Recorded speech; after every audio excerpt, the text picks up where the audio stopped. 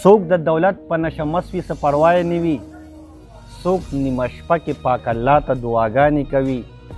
څوک تسلي به درله درکړي د وفا په مینه، څوک تسلي به درله درکړي د وفا په مینه، څوک په باسده د نفرت خبرې ګرانې کوي. ډېره مننه.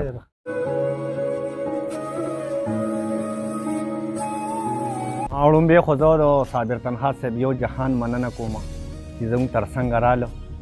د دې په فرمایش در سره د دې غزل نه مخکې یو دوه شعره وایم چې راته ستا مینه کې تاوان ښکاري، راته ستا مینه کې تاوان ښکاري، ځکه شلېدلې مې ګریوان ښکاري. ما به پې رک کې د دې خپل کلي نه، ما به پې رک کې د دې خپل کلي نه،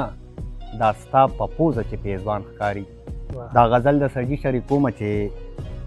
څو خپل جانان ته ډېر نازونه وداګانې کوي،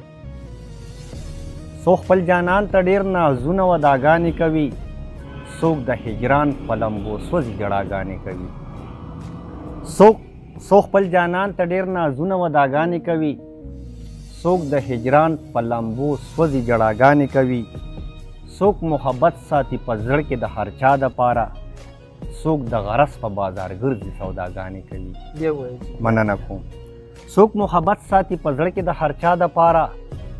څوک د غرض په بازار ګرځي سوداګانې کوي، څوک د یتیم په سرلاس کې دي ثوابونه ګټي، څوک په بېوسو پورې هر وخت خنداګانې کوي، څوک د یتیم په سرلاس کې دي ثوابونه ګټي، څوک په بېوسو پورې هر وخت خنداګانې کوي، څوک د ژوند ښکلې رڼاګانو نه تیارې جوړې کړي، څوک د تیارو په ژوند کې بل ته رڼاګانې کوي، څوک د ژوند ښکلې رڼاګانو نه تیارې جوړې کړي، څوک د تیارو په ژوند کې بل ته رڼاګانې کوي، څوک د دولت په نشه مس وي څه پروا یې نه وي،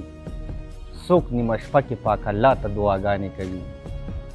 څوک د دولت په نشه مس وي څه پروا یې نه وي، څوک نیمه شپه کې پاک الله ته دعاګانې کوي، څوک تسلي به درله درکړي د وفا په مینه، څوک تسلي به درله درکړي د وفا په مینه، څوک په باسده د نفرت خبرې ګرانې کوي. ډېره مننه.